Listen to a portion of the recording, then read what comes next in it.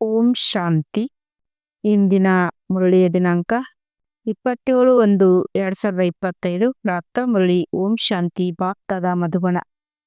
ಮಧುರ ಮಕ್ಕಳೇ, ಯಾವಾಗ ನಿಮ್ಮದು ಕರ್ಮಾತೀತ ಸ್ಥಿತಿಯಾಗುವುದು ಆಗ ವಿಷ್ಣುಪುರಿಯಲ್ಲಿ ಹೋಗುತ್ತೀರಿ. ಗೌರವಪೂರ್ಣವಾಗಿ ಉತ್ತೀರ್ಣರಾಗುವ ಮಕ್ಕಳೇ ಕರ್ಮಾತೀತರಾಗುತ್ತಾರೆ. ಪ್ರಶ್ನೆ: ನೀವು ಮಕ್ಕಳಿಗಾಗಿ ಇಬ್ಬರು ತಂದೆಯರು ಯಾವ ಪರಿಶ್ರಮ ಪಡುತ್ತಾರೆ? ಉತ್ತರ: ಮಕ್ಕಳು ಸ್ವರ್ಗಕ್ಕೆ ಯೋಗ್ಯರಾಗಲು ಸರ್ವಗುಣ ಸಂಪನ್ನ 16 ಕುಲ ಸಂಪೂರ್ಣರಾಗಿ ಮಾಡಲು ಬಾಪ್ತಾದ ಇಬ್ಬರು ಪರಿಶ್ರಮ ಪಡುತ್ತಾರೆ. ಇದು ಹೇಗೆ? ನಿಮಗೆ ಡಬಲ್ ಇಂಜನ್ ಸಿಕ್ಕಿದೆ. ಇಂಥ ಅದ್ಭುತವಾದ ವಿದ್ಯೆಯನ್ನು ಓದಿಸುತ್ತಾರೆ. ಯಾವುದರಿಂದ ನೀವು 21 ಜನ್ಮಗಳ ರಾಜ್ಯಭಾಗ್ಯವನ್ನು ಪಡೆಯುತ್ತೀರಿ. ಗೀತೆ: ಬಾಲ್ಯದ ದಿನಗಳನ್ನು ಮರೆಯಬಾರದು. ಓಂ ಶಾಂತಿ. ಮಧುರಾತಿ ಮಧುರ ಅಗಲಿ ಹೋಗಿ ಮರಳಿ ಸಿಕ್ಕಿದ ಮಕ್ಕಳು ಗೀತೆಯನ್ನು ಕೇಳಿದಿರಿ. ಡ್ರಾಮಾದ ಯೋಜನೆ ಅನುಸಾರ ಎಂತಿಂಥ ಗೀತೆಗಳನ್ನು ಆಯ್ಕೆ ಮಾಡಿಕೊಳ್ಳಲಾಗಿದೆ. ಇವರು ನಾಟಕದ ಹಾಡುಗಳ ಮೇಲೆ ವಾಣಿಯನ್ನು ಹೇಳುತ್ತಾರೆ ಎಂದು ಮನುಷ್ಯರು ಆಶ್ಚರ್ಯಪಡುತ್ತಾರೆ. ಇದೆಂಥ ಜ್ಞಾನ! ವೇದಶಾಸ್ತ್ರ ಉಪನಿಷತ್ತುಗಳೆಲ್ಲವನ್ನು ಬಿಟ್ಟರು ಈಗ ಗೀತೆಯ ಮೇಲೆ ವಾಣಿ ನಡೆಯುತ್ತದೆ ಎಂದು ಆಶ್ಚರ್ಯಪಡುತ್ತಾರೆ. ಇದು ಸಹ ನೀವು ಮಕ್ಕಳ ಬುದ್ಧಿಯಲ್ಲಿದೆ. ನಾವು ಬೇಹದ್ದಿನ ತಂದೆಯ ಮಕ್ಕಳಾಗಿದ್ದೇವೆ. ಇದರಿಂದ ಅತೀಂದ್ರಿಯ ಸುಖವು ಸಿಗುತ್ತದೆ. ಇಂಥ ತಂದೆಯನ್ನು ಮರೆಯಬಾರದು. ತಂದೆಯ ನೆನಪಿನಿಂದಲೇ ಜನ್ಮ ಜನ್ಮಾಂತರದ ಪಾಪಗಳು ಭಸ್ಮವಾಗುತ್ತವೆ. ತಂದೆಯ ನೆನಪನ್ನು ಮರೆತು ಪಾಪವು ಉಳಿಯುವಂತಾಗಬಾರದು. ಇದರಿಂದ ಪದಿಯು ಕಡಿಮೆಯಾಗುವುದು. ಇಂಥ ಪದವಿಯನ್ನು ಬಹಳ ಚೆನ್ನಾಗಿ ನೆನಪು ಮಾಡುವ ಪುರುಷಾರ್ಥ ಮಾಡಬೇಕು. ಹೇಗೆ ನಿಶ್ಚಿತಾರ್ಥವಾಗುತ್ತದೆ ಎಂದರೆ ಒಬ್ಬರು ಇನ್ನೊಬ್ಬರನ್ನು ನೆನಪು ಮಾಡುತ್ತಾರೆ. ನಿಮ್ಮದು ಸಹ ಈಗ ತಂದೆಯ ಜೊತೆ ನಿಶ್ಚಿತಾರ್ಥವಾಗಿದೆ. ಮತ್ತು ಯಾವಾಗ ನೀವು ಕರ್ಮಾತೀತ ಸ್ಥಿತಿಯನ್ನು ಹೊಂದುತ್ತೀರೋ ಆಗ ನೀವು ವಿಷ್ಣುಪುರಿಯಲ್ಲಿ ಹೋಗುತ್ತೀರಿ. ಈಗ ಶಿವತಂದೆಯು ಇದ್ದಾರೆ. ಪ್ರಜಾಪಿತ ಬ್ರಹ್ಮ ತಂದೆಯೂ ಇದ್ದಾರೆ. ಒಬ್ಬರು ನಿರಾಕಾರಿ, ಇನ್ನೊಬ್ಬರು ಸಾಕಾರಿ. 2 ಇಂಜನ್ ಸಿಕ್ಕಿದೆ. ಇಬ್ಬರು ಪರಿಶ್ರಮ ಪಡುತ್ತಾರೆ. ಮಕ್ಕಳು ಸ್ವರ್ಗಕ್ಕೆ ಯೋಗ್ಯರಾಗಲು ಸರ್ವಗುಣ ಸಂಪನ್ನರು 16 ಕುಲ ಸಂಪೂರ್ಣರಾಗಬೇಕಾಗಿದೆ. ಇಲ್ಲಿ ಪರೀಕ್ಷೆಯನ್ನು ತೇರ್ಗಡೆ ಮಾಡಬೇಕಾಗಿದೆ. ಈ ಮಾತುಗಳು ಯಾವುದೇ ಶಾಸ್ತ್ರಗಳಲ್ಲಿಲ್ಲ. ಈ ವಿದ್ಯೆಯು ಬಹಳ ವಿಚಿತ್ರವಾಗಿದೆ. ಭವಿಷ್ಯದ 21 ಜನ್ಮಗಳಿಗಾಗಿ ಮತ್ತೆಲ್ಲ ವಿದ್ಯೆಗಳು ಮೃತ್ಯು ಲೋಕಕ್ಕಾಗಿ, ಆದರೆ ಈ ವಿದ್ಯೆಯು ಅಮರಲೋಕಕ್ಕಾಗಿ ಇದೆ. ಈ ವಿದ್ಯೆಯು ಅಮರಲೋಕಕ್ಕಾಗಿಯೇ ಇದೆ. ಅದಕ್ಕೋಸ್ಕರ ಇಲ್ಲೇ ಓದಬೇಕಲ್ಲವೇ? ಎಲ್ಲಿಯವರೆಗೆ ಆತ್ಮವು ಪವಿತ್ರವಾಗುವುದಿಲ್ಲವೋ ಅಲ್ಲಿಯವರೆಗೆ ಸತ್ಯಯುಗದಲ್ಲಿ ಹೋಗಲು ಸಾಧ್ಯವಿಲ್ಲ. ಆದ್ದರಿಂದ ತಂದೆಯು ಸಂಗಮಯುಗದಲ್ಲಿ ಬರುತ್ತಾರೆ. ಇದಕ್ಕೆ ಪುರುಷೋತ್ತಮ ಕಲ್ಯಾಣಕಾರಿ ಯುಗವೆಂದು ಹೇಳಲಾಗುತ್ತದೆ. ಈ ಸಮಯದಲ್ಲಿ ನೀವು ಕವಡೆಯಿಂದ ವಜ್ರ ಸಮಾನರಾಗುತ್ತೀರಿ. ಆದ್ದರಿಂದ ಶ್ರೀಮತದಂತೆ ನಡೆಯುತ್ತಾ ಇರಿ. ಶ್ರೀ ಶ್ರೀ ಎಂದು ಶಿವತಂದೆಗೆ ಹೇಳಲಾಗುತ್ತದೆ. ಮಾಲೆಯ ಅರ್ಥವನ್ನೂ ಸಹ ಮಕ್ಕಳಿಗೆ ತಿಳಿಸಿದ್ದಾರೆ. ಮೇಲೆ ಹೂವು ಶಿವತಂದೆಯಾಗಿದ್ದಾರೆ. ನಂತರ 2 ಜೋಡಿ ಮಣಿಗಳು ಪ್ರವೃತ್ತಿ ಮಾರ್ಗವಾಗಿದೆಯಲ್ಲವೇ? ನಂತರ ಮಣಿಗಳಿರುತ್ತವೆ. ಯಾರು ವಿಜಯವನ್ನು ಹೊಂದುವರಾಗಿದ್ದಾರೆ ಅವರದೇ ರುದ್ರಮಾಲೆಯಾಗುತ್ತದೆ ಮತ್ತೆ ವಿಷ್ಣುವಿನ ಮಾಲೆಯಾಗುತ್ತದೆ. ಈ ಮಾಲೆಯ ಅರ್ಥವನ್ನು ಯಾರೂ ತಿಳಿದುಕೊಂಡಿಲ್ಲ. ತಂದೆಯು ಕುಳಿತು ತಿಳಿಸುತ್ತಾರೆ. ನೀವು ಮಕ್ಕಳು ಕವಡಿಯಿಂದ ವಜ್ರ ಸಮಾನರಾಗುತ್ತಿದ್ದೀರಿ. 63 ಜನ್ಮಗಳು ನೀವು ತಂದೆಯನ್ನು ನೆನಪು ಮಾಡುತ್ತಾ ಬಂದಿರಿ. ನೀವೀಗ ಒಬ್ಬ ಪ್ರಿಯತಮನ ಪ್ರಿಯತಮಿಯರಾಗಿದ್ದೀರಿ. ಒಬ್ಬ ಭಗವಂತನಿಗೆ ಎಲ್ಲರೂ ಭಕ್ತರಾಗಿದ್ದೀರಿ. ಪತಿಯರ ಪತಿ, ತಂದೆಯರ ತಂದೆಯು ಅವರೊಬ್ಬರೇ ಆಗಿದ್ದಾರೆ. ನೀವು ಮಕ್ಕಳನ್ನು ರಾಜಾದಿರಾಜರನ್ನಾಗಿ ಮಾಡುತ್ತಾರೆ. ಆದರೆ ತಂದೆಯಂತೂ ಆಗುವುದಿಲ್ಲ. ತಂದೆಯು ಪದೇ ಪದೇ ತಿಳಿಸುತ್ತಾರೆ. ಮಕ್ಕಳೇ, ತಂದೆಯ ನೆನಪಿನಿಂದಲೇ ನಿಮ್ಮ ಜನ್ಮ ಜನ್ಮಾಂತರದ ಪಾಪಗಳು ಭಸ್ಮವಾಗುತ್ತದೆ. ಸಾಧು ಸಂತರು ಆತ್ಮರು ನಿರ್ಲೇಪವೆಂದು ಹೇಳುತ್ತಾರೆ. ಆದರೆ ತಂದೆಯು ತಿಳಿಸುತ್ತಾರೆ, ಒಳ್ಳೆಯ ಅಥವಾ ಕೆಟ್ಟ ಸಂಸ್ಕಾರವನ್ನು ಆತ್ಮ ತೆಗೆದುಕೊಂಡು ಹೋಗುತ್ತದೆ. ಎಲ್ಲಿ ನೋಡಿದರಲ್ಲಿ ಭಗವಂತನಿದ್ದಾರೆ. ಇದೆಲ್ಲವೂ ಭಗವಂತನ ಲೀಲೆಯಾಗಿದೆ ಎಂದು ಅವರು ಹೇಳುತ್ತಾರೆ. ವಾಮ ಮಾರ್ಗದಲ್ಲಿ ಸಂಪೂರ್ಣ ಕೊಳಕಾಗಿ ಬಿಡುತ್ತಾರೆ. ಇಂಥ ಮತದ ಮೇಲೂ ಸಹ ಲಕ್ಷಾಂತರ ಮಂದಿ ನಡೆಯುತ್ತಿದ್ದಾರೆ. ಇದು ಸಹ ನಾಟಕದಲ್ಲಿ ನಿಗದಿಯಾಗಿದೆ. ಸದಾ ಬುದ್ಧಿಯಲ್ಲಿ 3 ಧಾಮಗಳು ನೆನಪಿಟ್ಟುಕೊಳ್ಳಿ. ಶಾಂತಿಧಾಮ, ಎಲ್ಲಿ ಆತ್ಮಗಳಿರುತ್ತಾರೋ. ಸುಖಧಾಮವೆಂದರೆ ಅಲ್ಲಿ ಹೋಗುವುದಕ್ಕಾಗಿ ನೀವು ಪುರುಷಾರ್ಥ ಮಾಡುತ್ತಿದ್ದೀರಿ. ದುಃಖಧಾಮವು ಅರ್ಧಕಲ್ಪದ ನಂತರ ಆರಂಭವಾಗುತ್ತದೆ. ಭಗವಂತನಿಗೆ ಪರಮಪಿತ ಪರಮಾತ್ಮನೆಂದು ಕರೆಯಲಾಗುತ್ತದೆ. ಅವರು ನರಕವನ್ನು ಸ್ಥಾಪನೆ ಮಾಡುವುದಿಲ್ಲ. ನಾನು ಸುಖಧಾಮವನ್ನೇ ಸ್ಥಾಪನೆ ಮಾಡುತ್ತೇನೆಂದು ತಂದೆಯು ತಿಳಿಸುತ್ತಾರೆ. ಇದು ಸೋಲು ಗೆಲುವಿನ ಆಟವಾಗಿದೆ. ನೀವು ಮಕ್ಕಳು ಶ್ರೀಮತದಂತೆ ನಡೆದು ಈಗ ಮಾಯಾರೂಪಿ ರಾವಣ ಮೇಲೆ ಜಯ ಗಳಿಸುತ್ತೀರಿ. ಮತ್ತೆ ಅರ್ಧಕಲ್ಪದ ನಂತರ ರಾವಣ ರಾಜ್ಯವು ಆರಂಭವಾಗುತ್ತದೆ. ನೀವು ಮಕ್ಕಳಿಗೆ ಯುದ್ಧದ ಮೈದಾನದಲ್ಲಿದ್ದೀರಿ. ಇದನ್ನು ಬುದ್ಧಿಯಲ್ಲಿ ಧಾರಣೆ ಮಾಡಬೇಕು ಮತ್ತು ಅನ್ಯರಿಗೂ ತಿಳಿಸಬೇಕಾಗಿದೆ. ಅಂಧರಿಗೆ ಉರುಗೋಲಾಗಿ ಮನೆಯ ಮಾರ್ಗವನ್ನು ತಿಳಿಸಬೇಕಾಗಿದೆ. ಏಕೆಂದರೆ ಎಲ್ಲರೂ ಆ ಮನೆಯನ್ನು ಮರೆತು ಹೋಗಿದ್ದಾರೆ. ಇದೊಂದು ನಾಟಕವಾಗಿದೆ ಎಂದು ಎಲ್ಲರೂ ಹೇಳುತ್ತಾರೆ. ಆದರೆ ಇದರ ಆಯುಷ್ಯನ್ನು ಲಕ್ಷಾಂತರ ವರ್ಷಗಳೆಂದು ಹೇಳಿಬಿಡುತ್ತಾರೆ. ತಂದೆಯು ತಿಳಿಸುತ್ತಾರೆ, ರಾವಣನು ನಿಮ್ಮನ್ನು ಎಷ್ಟೊಂದು ಅಂಧರನ್ನಾಗಿ ಮಾಡಿಬಿಟ್ಟಿದ್ದಾನೆ. ತಂದೆಯು ಈಗ ಇವೆಲ್ಲ ಮಾತುಗಳನ್ನು ತಿಳಿಸುತ್ತಾರೆ. ತಂದೆಗೆ ಜ್ಞಾನಪೂರ್ಣನೆಂದು ಕರೆಯಲಾಗುತ್ತದೆ. ಅಂದರೆ ಅವರು ಪ್ರತಿಯೊಬ್ಬರ ಹೃದಯದಲ್ಲಿ ಕುಳಿತು ಅವರನ್ನು ನೋಡುವವರೆಂದಲ್ಲ. ಮನುಷ್ಯರಂತೂ ರಿದ್ಧಿ ಸಿದ್ಧಿಯನ್ನು ಕಲಿಯುತ್ತಾರೆ. ಆದ್ದರಿಂದ ನಿಮ್ಮ ಅಂತರದ ಮಾತುಗಳನ್ನು ತಿಳಿಸುತ್ತಾರೆ. ಆದರೆ ಜ್ಞಾನಪೂರ್ಣರೆಂಬುದಕ್ಕೆ ಅರ್ಥವೂ ಇದಲ್ಲ. ಇದಂತೂ ತಂದೆಯದೇ ಮಹಿಮೆಯಾಗಿದೆ. ಅವರು ಜ್ಞಾನಸಾಗರ, ಆನಂದ ಸಾಗರನಾಗಿದ್ದಾರೆ. ಅವರು ಅಂತರ್ಯಾಮಿಯಾಗಿದ್ದರಿಂದ ಮನುಷ್ಯರು ಹೇಳುತ್ತಾರೆ. ಆದರೆ ಈಗ ನೀವು ಮಕ್ಕಳನ್ನು ತಿಳಿದುಕೊಂಡಿದ್ದೀರಿ. ತಂದೆಯಂತೂ ಶಿಕ್ಷಕನಾಗಿದ್ದಾರೆ, ನಮಗೆ ಓದಿಸುತ್ತಿದ್ದಾರೆ. ಅವರು ಆತ್ಮೀಯ ತಂದೆಯೂ ಆಗಿದ್ದಾರೆ, ಆತ್ಮೀಯ ಸದ್ಗುರು ಆಗಿದ್ದಾರೆ. ಅಲ್ಲಿ ದೈಹಿಕ ಶಿಕ್ಷಕರು, ಗುರುಗಳಿರುತ್ತಾರೆ. ಅದರಲ್ಲಿಯೂ ಅವರು ಬೇರೆ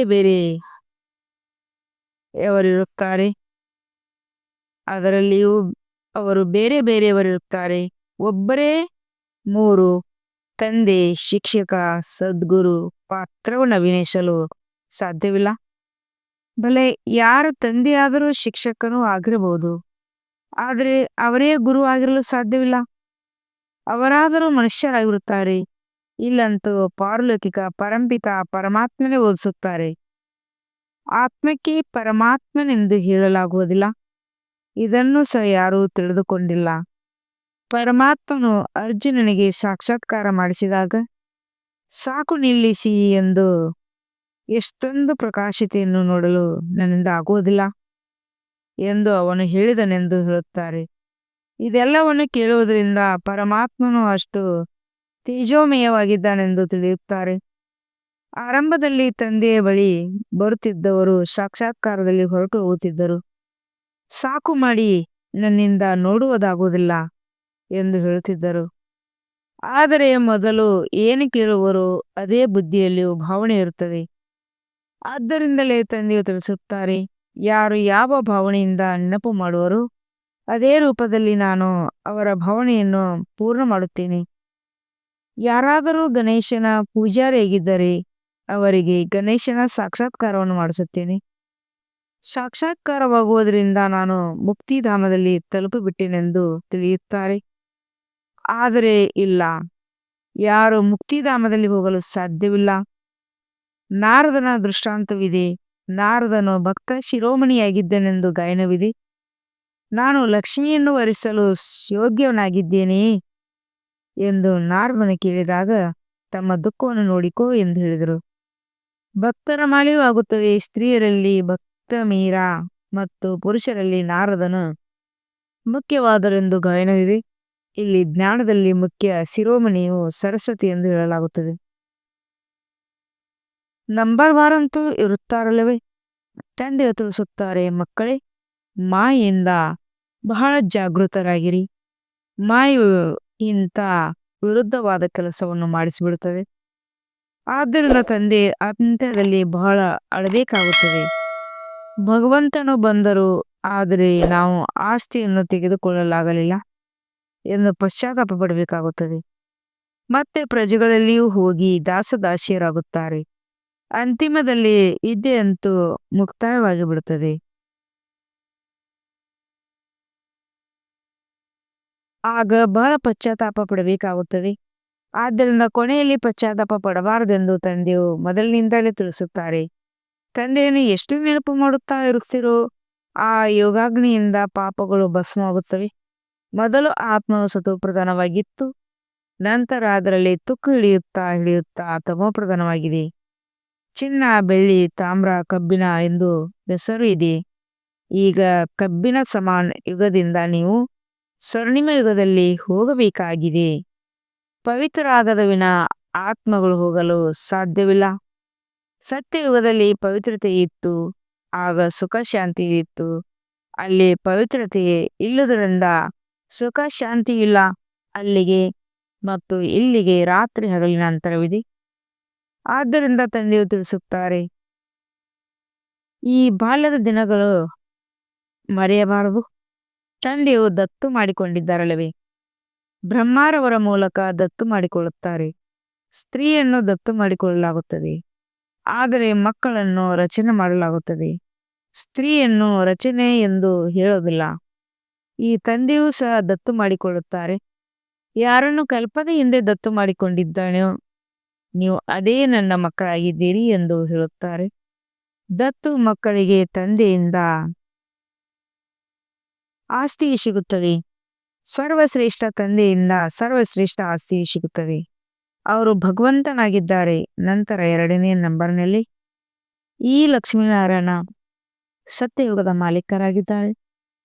ಈಗ ನೀವು ಸತ್ಯಯುಗದ ಮಾಲೀಕರಾಗುತ್ತಿದ್ದೀರಿ. ಇನ್ನೂ ಸಂಪೂರ್ಣರಾಗಿಲ್ಲ, ಆಗುತ್ತಿದ್ದೀರಿ. ಪಾವನರನ್ನಾಗಿ ಮಾಡುವುದೇ ಆತ್ಮೀಯ ಸತ್ಯ ಸೇವಾ ಆಗಿದೆ. ನೀವೀಗ ಆತ್ಮಿಕ ಸೇವೆಯನ್ನು ಮಾಡುತ್ತೀರಿ. ಆದ್ದರಿಂದ ನೀವು ಬಹಳ ಶ್ರೇಷ್ಠರಾಗಿದ್ದೀರಿ. ಶಿವತಂದೆಯು ಪತಿತರನ್ನು ಪಾವನರನ್ನಾಗಿ ಮಾಡುತ್ತಾನೆ. ನೀವು ಸಹ ಪಾವನರನ್ನಾಗಿ ಮಾಡುತ್ತೀರಿ. ರಾವಣನು ಎಷ್ಟೊಂದು ತುಚ್ಛ ಬುದ್ಧಿವರನಾಗಿ ಮಾಡಿಬಿಟ್ಟಿದ್ದಾನೆ. ಈಗ ತಂದೆಯು ಪುನಃ ಯೋಗ್ಯರನ್ನಾಗಿ ಮಾಡಿ ವಿಶ್ವದ ಮಾಲೀಕರನ್ನಾಗಿ ಮಾಡುತ್ತಾರೆ. ಇಂತಹ ತಂದೆಯನ್ನು ಕಲ್ಲು ಮುಳ್ಳುಗಳಿದ್ದಾರೆಂದು ಹೇಗೆ ಹೇಳುತ್ತೀರಿ? ತಂದೆಯು ತಿಳಿಸುತ್ತಾರೆ, ಈ ಆಟವು ಮಾಡಲ್ಪಟ್ಟಿದೆ. ಕಲ್ಪದ ನಂತರ ಪುನಃ ಇದೇ ರೀತಿಯಾಗುವುದು. ಈಗ ನಾಟಕದ ಯೋಜನೆಗನುಸಾರ ನಾನು ನಿಮಗೆ ತಿಳಿಸಲು ಬಂದಿದ್ದೇನೆ. ಇದರಲ್ಲಿ ಸ್ವಲ್ಪವೂ ಅಂತರವಾಗುವುದಿಲ್ಲ. ತಂದೆಯು ಒಂದು ಕ್ಷಣವೂ ತಡ ಮಾಡಲು ಸಾಧ್ಯವಿಲ್ಲ. ಹೇಗೆ ತಂದೆಯು ಪುನರಾವರ್ತನೆ ಆಗುತ್ತದೆಯೋ ಹಾಗೆಯೇ ನೀವು ಮಕ್ಕಳದು ಪುನರಾವರ್ತನೆ ಆಗುತ್ತದೆ. ನೀವು ಅವತರಿತನಾಗಿದ್ದೀರಿ. ಆತ್ಮವು ಇಲ್ಲಿಗೆ ಬಂದು ಸಾಕಾರದಲ್ಲಿ ಪಾತ್ರವನ್ನು ಅಭಿನಯಿಸುತ್ತದೆ. ಇದಕ್ಕೆ ಅವತರಣೆ ಎಂದು ಹೇಳಲಾಗುತ್ತದೆ. ಮೇಲಿನಿಂದ ಪಾತ್ರವನ್ನು ಅಭಿನಯಿಸಲು ಕೆಳಗೆ ಬಂದಿದ್ದೀರಿ. ತಂದೆಯಂತೂ ಸಹ ದಿವ್ಯ ಅಲೌಕಿಕ ಜನ್ಮವಾಗಿದೆ. ಸ್ವಯಂ ತಂದೆ ತಿಳಿಸುತ್ತಾರೆ, ನಾನು ಪ್ರಕೃತಿಯ ಆಧಾರವನ್ನು ತೆಗೆದುಕೊಳ್ಳಬೇಕಾಗುತ್ತದೆ. ನಾನು ಈ ಬ್ರಹ್ಮ ತನುವಿನಲ್ಲಿ ಪ್ರವೇಶ ಮಾಡುತ್ತೇನೆ. ಇದು ನನ್ನ ನಿಗದಿತವಾದ ಶರೀರವಾಗಿದೆ. ಇದು ಬಹಳ ದೊಡ್ಡ ವಿಚಿತ್ರವಾದ ಆಟವಾಗಿದೆ. ಈ ನಾಟಕದಲ್ಲಿ ಪ್ರತಿಯೊಬ್ಬರ ಪಾತ್ರವು ನಿಗದಿಯಾಗಿದೆ. ಅದನ್ನು ಅಭಿನಯಿಸುತ್ತಲೇ ಇರುತ್ತಾರೆ. 21 ಜನ್ಮಗಳ ಪಾತ್ರವನ್ನು ಹೀಗೆ ಅಭಿನಯಿಸುತ್ತೀರಿ. ನಿಮಗೆ ಸ್ಪಷ್ಟವಾದ ಜ್ಞಾನವು ಸಿಕ್ಕಿದೆ. ಅದು ಸಹ ನಂಬರ್ ವಾರ್ ಪುರುಷಾರ್ಥದ ಅನುಸಾರ ತಂದೆಯು ಮಹಾರಥಿಗಳ ಮಹಿಮೆ ಮಾಡಲಾಗುತ್ತದಲ್ವೇ? ಈ ಪಾಂಡವರು ಮತ್ತು ಕೌರವರ ಯಾವ ಯುದ್ಧವಾಯಿತೆಂದು ತೋರಿಸುತ್ತಾರೆಯೋ ಇದೆಲ್ಲವೂ ಕಲ್ಪನೆಯ ಮಾತುಗಳಾಗಿವೆ. ಈಗ ನೀವು ತಿಳಿದುಕೊಂಡಿದ್ದೀರಿ. ಅವರು ದೈಹಿಕ ಡಬಲ್ ಹಿಂಸಕರಾಗಿದ್ದಾರೆ. ನೀವು ಆತ್ಮಿಕ ಡಬಲ್ ಅಹಿಂಸಕರಾಗಿದ್ದೀರಿ. ರಾಜ್ಯ ಭಾಗ್ಯವನ್ನು ತೆಗೆದುಕೊಳ್ಳಲು ನೋಡಿ ನೀವು ಹೇಗೆ ಕುಳಿತಿದ್ದೀರಿ. ತಂದೆಯು ನೆನಪಿನಿಂದಲೇ ವಿಕರ್ಮಗಳನ್ನು ವಿನಾಶವಾಗುತ್ತದೆ ಎಂದು ನಿಮಗೆ ತಿಳಿದಿದೆ. ನಿಮಗೆ ಇದೇ ಚಿಂತೆ ಇದೆ. ಪರಿಶ್ರಮವೆಲ್ಲವೂ ನೆನಪು ಮಾಡುವುದರಲ್ಲೇ ಇದೆ. ಆದ್ದರಿಂದ ಭಾರತದ ಪ್ರಾಚೀನ ಯುಗವೆಂದು ಗಾಯನವಿದೆ. ಹೊರಗಿನವರು ಅಂದರೆ ವಿದೇಶಿಯವರು ಸ ಈ ಭಾರತದ ಪ್ರಾಚೀನ ಯೋಗವನ್ನು ಕಲಿಯಲು ಬಯಸುತ್ತಾರೆ. ಸನ್ಯಾಸಿಗಳು ನಮಗೆ ಈ ಯೋಗವನ್ನು ಕಲಿಸುತ್ತಾರೆಂದು ತಿಳಿಯುತ್ತಾರೆ. ವಾಸ್ತವದಲ್ಲಿ ಅವರು ಏನನ್ನೂ ಕಲಿಸುವುದಿಲ್ಲ. ಅವರದು ಹಠಯೋಗ ಸನ್ಯಾಸವಾಗಿದೆ. ನೀವು ಪ್ರವೃತ್ತಿ ಮಾರ್ಗದವರಿಗಾಗುತ್ತಿದ್ದೀರಿ. ನಿಮ್ಮನ್ನು ಆರಂಭದಲ್ಲೇ ರಾಜಧಾನಿ ಇತ್ತು. ಈಗ ಅಂತ್ಯದವರೆಗೆ ಈಗಂತೂ ಇದು ಪಂಚಾಯತಿ ರಾಜ್ಯವಾಗಿದೆ. ಪ್ರಪಂಚದಲ್ಲಿ ಬಹಳ ಅಂಧಕಾರವಿದೆ. ನಿಮಗೆ ತಿಳಿದಿದೆ. ಇನ್ನು ಮುಂದೆ ನಿರಪರಾಧಿಗಳ ಕೊಲೆಯಾಗಲಿದೆ. ಇದು ಸಹ ಒಂದು ಆಟವನ್ನು ತೋರಿಸುತ್ತಾರೆ. ಆದರೆ ಇದು ಬೇಹದ್ದಿನ ಮಾತಾಗಿದೆ. ಎಷ್ಟೊಂದು ಕೊಲೆಗಳಾಗುತ್ತವೆ. ಪ್ರಾಕೃತಿಕ ವಿಪಗಳಾಗುತ್ತವೆ. ಎಲ್ಲರ ಮೃತ್ಯುವಾಗುತ್ತದೆ. ಇದಕ್ಕೆ ರಕ್ತಪಾತವೆಂದು ಹೇಳಲಾಗುತ್ತದೆ. ಇದರಲ್ಲಿ ನೋಡೋದಕ್ಕೂ ಬಹಳ ಧೈರ್ಯವಿರಬೇಕು. ಅಂಜು ಬುರುಕರಂತೂ ಬಹಳ ಬೇಗನೆ ಮೂರ್ಛಿತರಾಗಿ ಬಿಡುತ್ತಾರೆ. ಆದರೆ ಇದರಲ್ಲಿ ಬಹಳ ನಿರ್ಭಯತೆ ಇರಬೇಕು. ನೀವು ಶಿವಶಕ್ತಿಯರಾಗಿದ್ದೀರಲ್ಲವೇ? ಶಿವ ತಂದೆಯು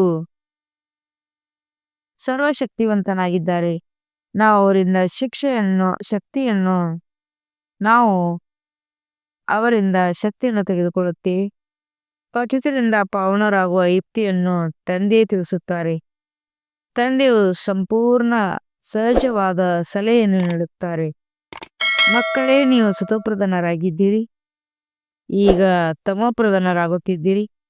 ಈಗ ತಂದೆಯು ತಿಳಿಸುತ್ತಾರೆ, ನೀವು ನನ್ನನ್ನು ನೆನಪು ಮಾಡಿದರೆ ಪಾವನ ಸತೋಪ್ರಧಾನರಾಗಿ ಬಿಡುತ್ತೀರಿ. ಆತ್ಮವು ತಂದೆಯ ಜೊತೆ ಯೋಗ ನಡೆಸಬೇಕಾಗುತ್ತದೆ. ಆದ್ದರಿಂದ ಪಾಪಗಳು ಭಸ್ಮವಾಗುತ್ತವೆ. ಅಥಾರಿಟಿಯು ತಂದೆಯಾಗಿದ್ದಾರೆ. ವಿಷ್ಣುವಿನ ನಾಭಿಯಿಂದ ಬ್ರಹ್ಮನು ಬಂದರು. ಅವರ ಮೂಲಕ ಕುಳಿತು ಎಲ್ಲಾ ವೇದಶಾಸ್ತ್ರಗಳನ್ನು ರಹಸ್ಯಗಳನ್ನು ತಿಳಿಸಿದರೆಂದು ಚಿತ್ರಗಳೆಲ್ಲ ತೋರಿಸುತ್ತಾರೆ. ಈಗ ನೀವು ತಿಳಿದುಕೊಂಡಿದ್ದೀರಿ. ಬ್ರಹ್ಮನಿಂದ ವಿಷ್ಣು, ವಿಷ್ಣುವಿನಿಂದ ಬ್ರಹ್ಮನಾಗುತ್ತಾರೆ. ಬ್ರಹ್ಮರವರ ಮೂಲಕ ಸ್ಥಾಪನೆ ಮಾಡುತ್ತಾರೆ. ಮತ್ತೆ ಯಾವ ಸ್ಥಾಪನೆ ಆಯಿತು ಅದರ ಪಾಲನೆಯನ್ನು ಅವಶ್ಯವಾಗಿ ಮಾಡುತ್ತಾರಲ್ಲವೇ? ಇದೆಲ್ಲವನ್ನು ಬಹಳ ಚೆನ್ನಾಗಿ ತಿಳಿಸಲಾಗುತ್ತದೆ. ಇದನ್ನು ಯಾರು ತಿಳಿದುಕೊಳ್ಳುವರು? ಅವರಿಗೆ ಈ ಆತ್ಮಿಕ ಜ್ಞಾನವು ಎಲ್ಲರಿಗೂ ಹೇಗೆ ಸಿಗುವುದು? ನಮ್ಮ ಬಳಿ ಹಣವಿದ್ದರೆ ನಾವೇಕೆ ಸೇವಾ ಕೇಂದ್ರವನ್ನು ತೆರೆಯಬಾರದೆಂಬ ವಿಚಾರಗಳು ಬರ್ತವೆ. ತಂದೆಯು ತಿಳಿಸುತ್ತಾರೆ, ಒಳ್ಳೆಯದು, ಬಾಡಿಗೆ ಮನೆಯಾದರೂ ತೆಗೆದುಕೊಳ್ಳಿ, ಅದರಲ್ಲಿ ಆಸ್ಪತ್ರೆ ಮತ್ತು ವಿಶ್ವವಿದ್ಯಾಲಯವನ್ನು ತೆರೆಯಿರಿ. ಯೋಗ ಬಲದಿಂದ ಮುಕ್ತಿ, ಜ್ಞಾನದಿಂದ ಜೀವನ ಮುಕ್ತಿಯಾಗುತ್ತದೆ. ಎರಡೂ ಆಸ್ತಿಗಳು ಸಿಗುತ್ತವೆ. ಇದರಲ್ಲಿ ಕೇವಲ 3 ಹೆಜ್ಜೆಗಳಷ್ಟು ಭೂಮಿ ಬೇಕು, ಮತ್ತೇನು ಬೇಕಾಗಿಲ್ಲ. ಈಶ್ವರೀಯ ವಿಶ್ವವಿದ್ಯಾಲಯವನ್ನು ತೆರೆಯಿರಿ. ವಿಶ್ವವಿದ್ಯಾಲಯ ಅಥವಾ ಯೂನಿವರ್ಸಿಟಿಯು ಒಂದೇ ಮಾತಾಗಿದೆ. ಇದು ಮನುಷ್ಯರಿಂದ ದೇವತೆಗಳಾಗುವ ಎಷ್ಟು ದೊಡ್ಡ ಯೂನಿವರ್ಸಿಟಿಯಾಗಿದೆ. ತಮ್ಮ ಖರ್ಚು ಹೇಗೆ ನಡೀತದೆ ಎಂದು ಹೇಳುತ್ತಾರೆ. ಆಗ ತಿಳಿಸಿ, ಅರೆ, ಬ್ರಹ್ಮ ಕುಮಾರ ಕುಮಾರಿಯರ ತಂದೆಗೆ ಇಷ್ಟೊಂದು ಮಂದಿ ಮಕ್ಕಳಿದ್ದಾರೆ, ನೀವು ಕೇಳಲು ಬಂದಿದ್ದೀರಾ? ಬೋರ್ಡನ್ನು ನೋಡಿ, ಏನು ಬರೆಯಲ್ಪಟ್ಟಿದೆ. ಬಹಳ ವಿಚಿತ್ರವಾದ ಜ್ಞಾನವಾಗಿದೆ. ತಂದೆಯು ವಿಚಿತ್ರವಾಗಿದ್ದಾರಲ್ಲವೇ? ನೀವು ಹೇಗೆ ವಿಶ್ವದ ಮಾಲೀಕರಾಗುತ್ತೀರಿ? ಶಿವ ತಂದೆಗೆ ಶ್ರೀ ಶ್ರೀ ಎಂದು ಹೇಳುತ್ತಾರೆ, ಏಕೆಂದರೆ ಶ್ರೇಷ್ಠಾತಿ ಶ್ರೇಷ್ಠರಾಗಿದ್ದಾರಲ್ಲವೇ? ಲಕ್ಷ್ಮೀನಾರಾಯಣರಿಗೆ ಶ್ರೀ ಲಕ್ಷ್ಮೀ ಶ್ರೀನಾರಾಯಣ ಎಂದು ಹೇಳಲಾಗುತ್ತದೆ. ಇವೆಲ್ಲವೂ ಬಹಳ ಚೆನ್ನಾಗಿ ಧಾರಣೆ ಮಾಡುವ ಮಾತುಗಳಾಗಿವೆ. ತಂದೆಯು ತಿಳಿಸುತ್ತಾರೆ, ನಾನು ನಿಮಗೆ ರಾಜಯೋಗವನ್ನು ಕಲಿಸುತ್ತೇನೆ. ಇದು ಸತ್ಯವಾದ ಅಮರಕಥೆಯನ್ನು ತಿಳಿಸುತ್ತೇನೆ. ಕೇವಲ ಒಬ್ಬ ಪಾರ್ವತಿಗೆ ಅಮರಕಥೆಯನ್ನು ತಿಳಿಸುವುದಿಲ್ಲ. ಎಷ್ಟೊಂದು ಮಂದಿ ಅಮರನಾಥನಿಗೆ ಹೋಗುತ್ತಾರೆ. ನೀವು ಮಕ್ಕಳು ರಿಫ್ರೆಶ್ ಆಗಲು ತಂದೆಯ ಬಳಿ ಬಂದಿದ್ದೀರಿ. ಇದನ್ನು ಮತ್ತೆ ಎಲ್ಲರಿಗೂ ತಿಳಿಸಬೇಕು.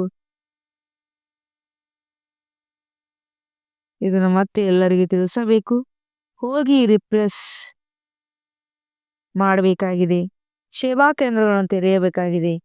ತಂದೆಯು ತಿಳಿಸುತ್ತಾರೆ, ಕೇವಲ 3 ಹೆಜ್ಜೆಗಳನ್ನು ಕಲ್ಯಾಣ ಮಾಡುವುದು. ಇದರಲ್ಲಿ ಏನೂ ಖರ್ಚಿಲ್ಲ. ಆರೋಗ್ಯ, ಆಶ್ಚರ್ಯ ಮತ್ತು ಆನಂದವು ಒಂದೇ ಸೆಕೆಂಡ್ನಲ್ಲಿ ಸಿಕ್ಕಿಬಿಡುತ್ತದೆ. ಮಗು ಜನಿಸಿತೆಂದರೆ ವಾರಸ್ದಾರವಾಯಿತು. ನಿಮಗೂ ಸಹ ನಿಶ್ಚಯವಾಯಿತು ಮತ್ತು ವಿಶ್ವದ ಮಾಲೀಕರಾದಿರಿ. ಮತ್ತೆ ಪುರುಷಾರ್ಥದ ಮೇಲೆ ಆಧಾರಿತ ಉಳ್ಳವರಾಗಿದ್ದಿರಿ. ಒಳ್ಳೆಯದು. ಮಧುರಾತಿ ಮಧುರ ಅಗಲಿ ಹೋಗಿ ಮರಳಿ ಸಿಕ್ಕಿರುವ ಮಕ್ಕಳ ಪ್ರತಿ ಮಾತ್ಮೀಯತ ಬಾಪ್ತದರ ನೆನಪು ಪ್ರೀತಿ ಹಾಗೂ ಸುಪ್ರಭಾತ. ಆತ್ಮೀಯ ಮಕ್ಕಳಿಗೆ ಆತ್ಮೀಯ ತಂದೆಯ ನಮಸ್ತೆ. हम रूहानी बच्चों की रूहानी बाप दादा को याद प्यार और गुड मॉर्निंग और नमस्ते नमस्ते नमस्ते. शुक्रिया बाबा शुक्रिया. ವಹ ಬಾಬಾ ವಹ. ಧಾರಣೆಗಾಗಿ ಮುಖ್ಯ ಸರ. ಅಂತಿಮ ರಕ್ತಪಾತದ ದೃಶ್ಯವನ್ನು ನೋಡಲು ಬಹಳ ನಿರ್ಭಯ ಶಿವಶಕ್ತಿಯರಾಗಬೇಕಾಗಿದೆ. ಸರ್ವಶಕ್ತಿವಂತ ತಂದೆಯ ನೆನಪಿನಿಂದ ಶಕ್ತಿಯನ್ನು ತೆಗೆದುಕೊಳ್ಳಬೇಕಾಗಿದೆ.